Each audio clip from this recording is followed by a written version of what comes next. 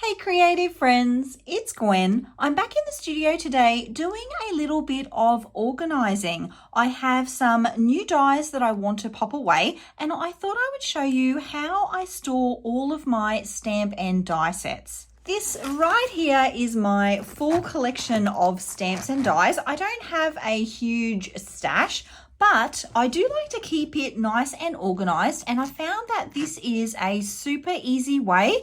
It's pretty inexpensive and it allows me to quickly and easily see all of the stamps and dies that I have in my collection. Okay, so jumping right on in, the envelopes themselves are these ones by Avery Elle. They come in 3 different sizes, so actually maybe even more, but I've just got small, large and extra large pockets, and I just make them fit into one of those 3. I will leave a link in the description box below for all of the supplies so that you can set your stamps up just like I do. And we're going to do this set here. So I'm going to use the large stamp storage pocket for that. And these are really nice quality, but I like to have something behind them. So I've got this white cardstock. So I like to actually cut it to fit the envelope so that there's something the dies and stamps will sit onto. So let's do that. I'm just going to use this one as a bit of a template so that it's the same. I do like them to all be the same. I don't know whether it's going to fit this way. Probably not. Look, if you weren't as particular as me, you probably could use this piece of card and cut it this way and be like close enough. But that's not how I roll. I want them all to be the same. So I am going to use this as a guide. Where's my pencil? Here it is. Okay, so I'm going to trim there and I'm going to trim there. Okay, and then we're just going to trim this like so. We can use these scraps for something else, card making or something. And then here. Okay, and then we'll find that this should fit very neatly into here. Yes, like so. Now, the magnetic part. This is the sheet that I use. So it's magnetic adhesive sheet. And I actually bought a bunch of these on Amazon so long ago. They've been great. So I'm actually going to stick this whole sheet down onto here. You can trim these. So this is actually just half of one of these sheets and I've just trimmed it through with my paper trimmer. So let's pop this down onto here. It is adhesive backed, but I am also going to add a little bit of liquid adhesive because I live in sunny Queensland. It is very humid here and things do tend to lose their stick over time. And I don't want to have to do this more than once. So I am going to add just a touch of liquid glue, get that really secure. I haven't had any problems with them coming away with doing it this way. So that's how I'm going to keep doing it. And then I'll center this on here. Actually, I'll go down a little bit because what I want to do too is leave enough room up the top here to label it. So you'll see on this one, see how it's quite close to the bottom so that I've got space up here to label. So you want to do that. And then what we can do is add all of these little bits and pieces.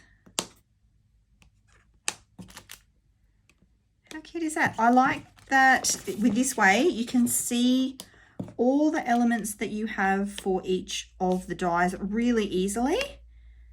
And then they all stay together. No one's going to get lost. And you're going to have your complete set ready to go. Oh, now I remember on the back of one of these, it told me what this was. So these are actually the dies that I got with my Sizzix fold away machine.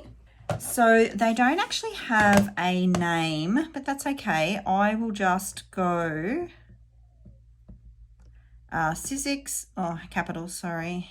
Sizzix, and their number is 6 6220. And I'll just print that. That'll do, because I just typed that into Google and that's what told me that it was from the fold away machine.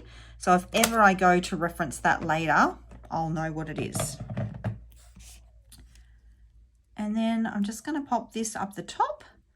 So I will know that they're Sizzix, and if it had a name, I would write the name instead, but this works too. And then that can now slide into, slide into here. That's what's here. I like the cardstock, just gives it that little bit of extra. There we go. That goes in there. And I want to show you, so that's that one. So you see this one, it says Maggie Holmes Style Board, so I know what collection that one came from. This is a Spellbinders one, Standard Circles Large, so that's those. And the other good thing about doing it this way is I want to show you this. This is the Carta Bella Let Love Bloom collection. So these are the stamps, and guess what? These are the dies that match those stamps, so that it's all together, and when I go to use the stamps, I know exactly where the dies are going to be. I also have this Pink and Main set. It's a 2 set of bows, super cute. Let's do those. And then I also want to share with you how this is expandable. So I have pre-cut the paper. I'm just going to check that first, because if it's wrong and I add that adhesive, I'll be mad. No, it's good. Let's get a sheet of the adhesive. So this has 4 sheets in each bag, and as I said, you can trim it up as much as you like. I just like to be generous. Again, I don't have a lot of these things, so I guess I can afford to be generous. If you've got a lot of stamps that you want to organize this way, you can totally trim this up and just use strips of it rather than a whole solid piece. I'm just doing it this way because I can. Let's pop that down there like so. Okay, and then we can add our cute little bow sets. So I might even, I believe that one goes there, and then this is the smaller one, and then that's the little tails for the smaller one. I'm missing a set of tails. Here they are. I wonder if I can go, this way, and then these can go there. That's the little bow part, the center part. I do have these. I think I just kept them though to know what brand they were, and now that I'm going to label it, I probably don't need them. I could put them behind there though. Let's just type pink. Oh, because I've got numbers on. Pink and Main. I don't think it had, oh, actually it did have numbers. It did have numbers. Oh, I've kept these. You know what? I think I might keep those just in the back and ditch those, because this is, all this says is Pink and Main. So I've done that print. Okay. Yeah, so I love how this is super scalable. Like you could just repeat this 100 times if you needed to fit your entire collection of stamps and dies. And then what you can do is, once your little box like this one is full, you can grab another box. So it's fully expandable. As your collection grows, so too can your storage.